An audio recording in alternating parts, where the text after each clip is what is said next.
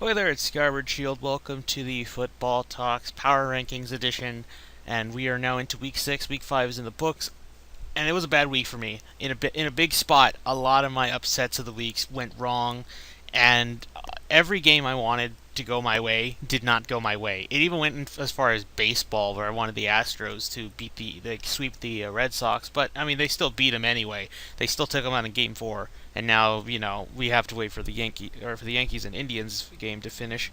But yeah, anyway, let's jump right into it. Let's start off with Tier 4, the trash tier, the team trying to play for a high draft pick at this point.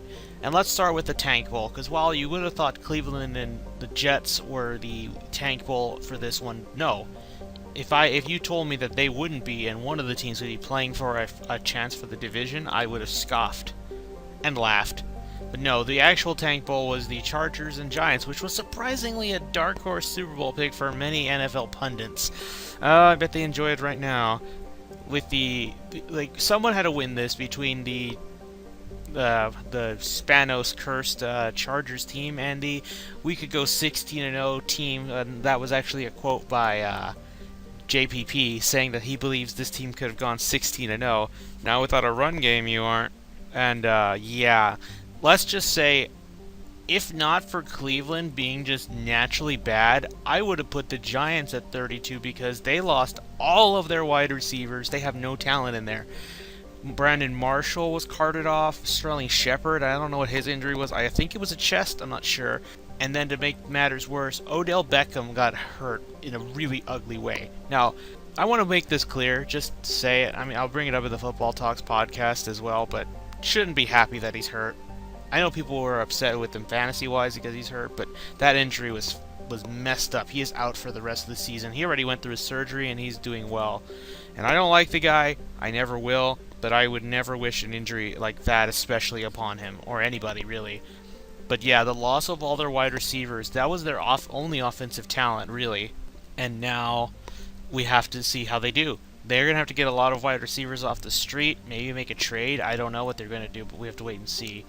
As for the Chargers, they looked a lot better, somewhat. There were some plays by both the offense and the defense, and I don't think it's enough to get them out of the basement of the bottom four, but I just had to see consistency. But I did like what I saw from them. Phillip Rivers is still playing great, but the team's just bad. I thought they were going to choke this one out. This was one of the games I had the Giants winning, but nope. Anyway, let's move on to the other side. The Bears are, I think the Bears are just barely on the cusp of this. No, I don't think they are. The other team I want to mention, the Dolphins. The Dolphins finally did something, even if that win was not pretty at all. They put up more than 6 points of offense, which is still pretty damn sad. They were averaging, I think, less than a touchdown going into this game.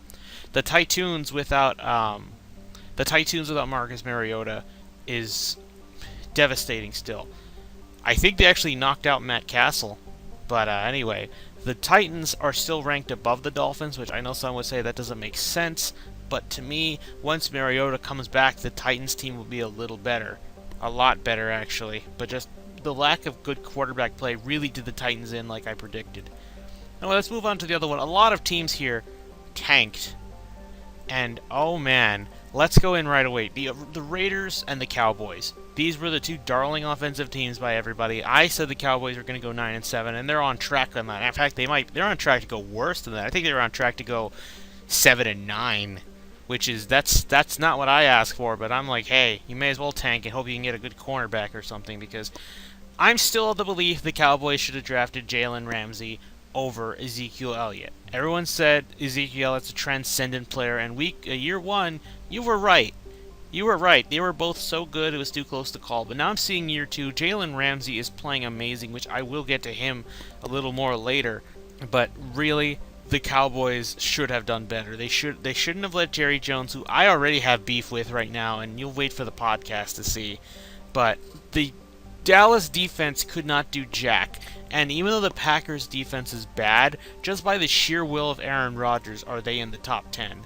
If we put in a middle-of-the-road quarterback like an Andy Dalton, those Packers would not be as high as they are. In fact, they might very well be on the 16-17 tier, which is not that far off from the Cowboys. But the sheer willpower of Aaron Rodgers, the best quarterback that Green Bay has ever had, possibly the whole NFC has ever had, for that matter, is just carrying. Aaron Rodgers is the epitome of a one-man carry for that thing, and it's just embarrassing to see the Cowboys. Like I said, whoever had the ball last win, and sure enough, they gave him. I was kind of upset. I was like, why did Dak run in right there with 1 minute to spare? I get it, you want to get the touchdown, but part of me kind of wishes he just ran into another player and just went on the ground, just go short. But whatever, I guess. Anyway, the Raiders are also in a bad shape because without Derek Carr, they are helpless. And I believe soon, after next week, they're going to have a Thursday night game against the Chiefs. And that's home. You wanted to win that one. And now it looks like you're going to get swept under the rug by the Chiefs because the Chiefs always play the Raiders close. And especially at home, that's when they really have a good shot at blowing them out. Not good at all. Anyway, so yeah, the Cowboys were not even my biggest drop of the week. They dropped 5 spots. They were on the cusp of the third tier here, between third and second, and now they're just, ugh.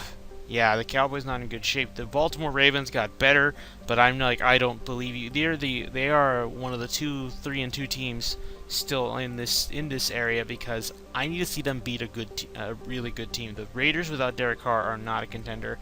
The Jets, I'm saying just because sheer Jets, because, I don't know, Jermaine Kearse is playing great, but I feel like something's off, and I can't point it out. But if they can win again, they're definitely getting into Tier 2, which let's get into Tier 2 and start with the bottom team, the Houston Texans. I know I slightly put them above the Jets, and the reason why is I don't want to overreact for right now. For right now, the loss of J.J. Watt and Whitney Merciless is going to have to be a wait and see. Because the Chiefs, even when they were there, they were still doing pretty good against them. I swear, Alex Smith, which I may as well mention, the Chiefs are still number 1, which I don't think we need to talk about that. It's pretty fucking obvious how good they are. But I swear, Alex Smith just kept doing the same play on third down. Run to the right or run to the left. A receiver should be open because everyone's thinking you're going to run. And bam, first down. Easy, maybe more yards too. The only reason I'm keeping them here is because Deshaun Watson is still playing great. He hasn't turned the ball over. The only turnover was by Deontay Foreman, and even then, Deshaun Watson wasn't a little bitch about trying to hit a player. He did not want them to get a fumble return for a touchdown because if he didn't stop that guy, I forget who got it, who picked it up, it would have been a touchdown, and this game would look a little worse. The scoreboard, but don't be fooled by the scoreboard. I feel like a few of those touchdowns were due to garbage time. To me, there was the first drive that I thought was legitimately good, and then the other drives that I thought were pretty good was the one where he got the deep ball to Will Fuller despite nearly getting hit. Some guy was going straight for him because they completely let him go alone, and he just moved out of the way. Like, I feel like he just sidestepped. No like hard juke to the right, like, you know, trying to move as hard as he can. No, just like a simple slide, throw, touchdown, easy. Will Fuller, who's getting criticized for his small hands, somehow playing better. I don't know how long this will last, but I think, and in fact, the defense for the Chiefs they were frustrated, arguing with each other, because that was a legitimate blown coverage. I think that at that point, they were still playing for real. But after that, I think they were starting to lay off the gas a little because the offense was just manhandling the defense. Because if there's just Clowney, they're predictable as all hell. Now then, let's talk about my biggest drop of the week, which I'm surprised I didn't mention the Bengals earlier. Their offense is better, but going off to another AFC North team. Oh man, the Steelers were 7. They've dropped 7 spots. They went from 7 to 14. Just times the number by 2, and there you go. They are at 14. And yet they're probably the best team in the AFC North. But even then, that's questionable because the Bengals are looking like they're coming back. If the Pittsburgh Steelers won this game, they would still be running away with the division. But now you let Baltimore back in. You let Cincinnati back in the door because you dropped a big one to the Jaguars. The Jaguars, and they're right there. So I will mention this. The secondary for the Jaguars, A.J. Boye, Jalen Ramsey, is the best core for all of football right now. They're playing better. Those two alone are playing a little better than the Legion of Boom, which is surprising. But they picked off Big Ben 5 times. How? They had with those two. Here's a fun stat. They were the two hardest corners to go up against because they allowed around 38% for a catch rate. That's not good. These Steelers did not just get narrowly. They got routed. Put it one way. They just got routed. They did not stand a chance, and that's because Blake Bortles threw for, I think, he completed a quarter of what Big Ben attempted.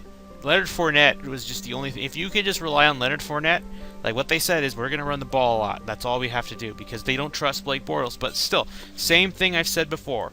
Doesn't matter how they're doing because as long as Blake Bortles is your quarterback, you are not winning a Super Bowl.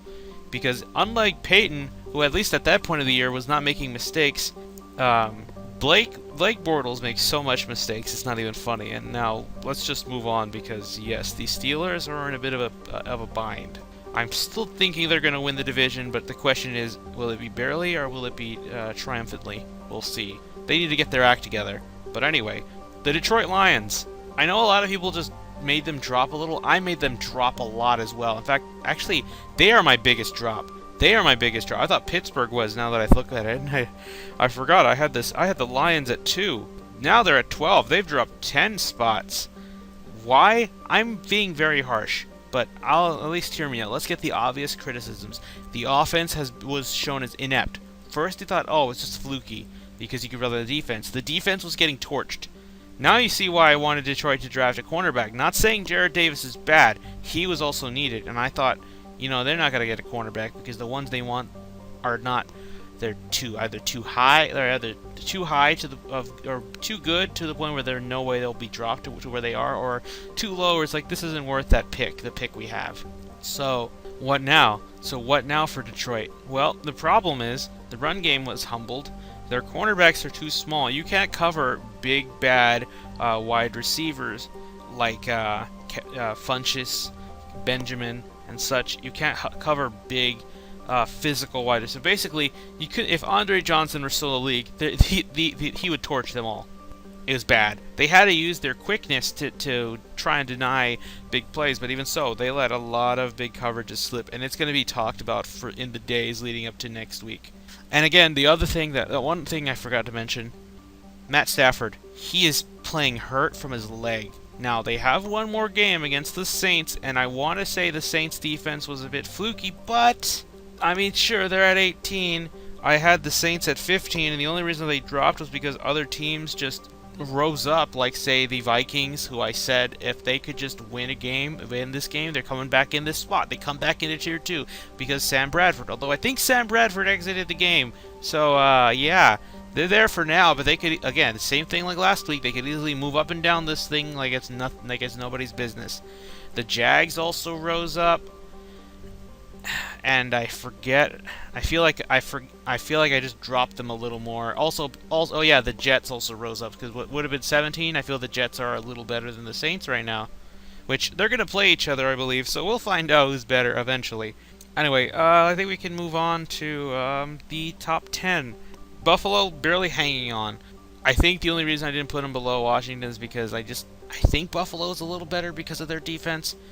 But, they need wide receiver help. I don't think they regret trading Sammy Watkins because they didn't want him, but they should have at least got some formidable receiver. I feel like they could have got a receiver for what they did. But now they're top 10. Also, a bit of a correction. I said Reggie Ragland was going to Buffalo. I mixed up. I got the name wrong. Reggie Ragland's with the Chiefs. They traded him to Kansas City. That's why that defense is so good. But anyway, so a team that was on the top 10 would be the Panthers, which I'll get to them in a moment, but the other team to focus on, the Rams. Now the Rams are in the same spot they did, and the only reason they are is because some teams dropped hard to make up for that spot. If anything, I'd put them below the Bills, but I just feel like the Rams at least have receivers, but that's about it. The Rams and Bills are really close. They're really neck and neck with each other, so that's why it's by a slim margin. Patriots back where they should be. Seahawks, again, they rose from 14? They might be one of the biggest risers. That's not Jacksonville. Because I believe Jacksonville rose from 22 to 13. They went up about 9 spots, so I think Jacksonville's our biggest riser for the week. And now top 5. Atlanta was number 6, but now they went up 5 because some teams dropped, like Detroit. Detroit had to drop, so everyone had to move up. But now Carolina's at 4, Denver's at 3, and Philly's at 2. Now, despite that ranking, some would say Denver should be 4. I had Denver at 3 the whole time, and that's why I didn't feel like they should move, because I need to see how they do now they're coming off an early bye week. However, we're going to have 2 of these teams play each other on Thursday night. Philly is going to Carolina to play for a Thursday night football game. It should be good, and then we're going to find out if the Eagles are for real or if the Panthers are for real, depending on how this goes. So we'll at least get that one known. And Denver, lastly, I need to see how they do coming off their bye week, like I said. Other small notes. I don't want to give Green Bay the benefit of going above the 5th or to the 5th spot because, one, the Falcons beat them handily, by the way. I think it might have been a little closer if it was played in Lambeau, but I'm still confident the Falcons could have beat them. So until Green Bay shows a good defense, that they have a good defense, I really don't ever want to put them in the top 5, assuming these 5 teams stay up there. Patriots are slowly climbing back in. They've had a 10-day break, a mini bye as I like to call it, from coming off a Thursday night game, so they had plenty of rest and, more importantly, plenty of time to get their shit together. It should be noted Tom Brady did not show up on Tuesday, October 10th, to practice or to the meeting or to the press conference, so let's say a red flag. I think they're just going to give him time, but it should be noted. Anyway, we should talk about some key matchups. Alright, so you want the 5 games to note. I will give them to you right now. Okay, so some things to note. Bills, Bengals, Cowboys, and Seahawks are on bye, and those were all teams to watch to see how they would do normally. But because they're out, we're gonna have other games. Obviously, the Thursday night game I mentioned, Carolina hosting the Eagles, should be interesting to see if the Church of Carson Wentz speaks the truth about their prophet, or they're full of shit. Anyway, the other games to mention, we have Green Bay going to Minnesota. That game has a lot of importance for the NFC North. If the Packers win, they are showing they still have dominance over the NFC North. However, should the Vikings pull through, which I think they are my pick for this week. If anything, I call them an upset, which is hard to believe. But if the Vikings beat them, the Packers are suddenly vulnerable, and you could see the Vikings shooting back up into the top 10. Another game to note, the Pittsburgh Steelers at Kansas City Chiefs. The Steelers are what feels like running into a guillotine here. They're running into a buzzsaw, I guess is better. But they beat them in the playoffs over there, even if it was nothing but field goals, but they still did it, so who knows? It all depends. So that's your third game. Your fourth game is going to be the Rams going to Jacksonville. The Jags are so inconsistent, so we'll see. I think this game's nearly a toss-up, considering how the Rams just have trouble getting into the end zone. So we have to wait and see how that one will go. So there's your fourth game. And finally, this one I think is a little more... maybe I'm overselling it a bit, but the Lions and the Saints. I'm going with this one as well because the Saints have had a bye as well, so now they have a chance to show that what they did in the past, or 2 weeks ago, was no fluke. Those 2 games, they're on a 2-game winning streak, which I guess that's not a streak, but whatever. You want a pair of games to offset the 2 games you lost at the beginning. Now's a chance to prove, especially against what is likely going to be an immobile Matt Stafford. However, Stafford has been eviscerating this defense for years, so he does have a shot. And I do also expect they're going to lean on Amir Abdullah. The running game needs to be prominent here. I have the Lions winning this game, so if the Lions want to get back in on the top 10, they may need some help from the other games and other teams, I should say, but it's possible. We'll see about that. So yeah, there you go. 5 games to note that could shake up this whole power rankings. And also, remember, I said Jags Pittsburgh. I thought Pittsburgh was going to win it, but I said that game was important to watch. So there you go. I guess my Lions Saints could be that game that you originally thought is nothing, but it matters very much for both teams, so we shall see. Anyway, on that note, I will let you all go. So, if you disagree or agree with any of the spots, should your team be higher, or should a team you don't really care for think, oh, they're being undersold or overhyped? Change the spot. go ahead and put in the comments section below. Get the discussion going. Just don't be a dick about it. That's all you need to do. Just be nice. Just say, I disagree. Reasons here, reasons here. We can just talk about it in the comments and all that stuff. I will see you guys next week. Should be a fun week of games.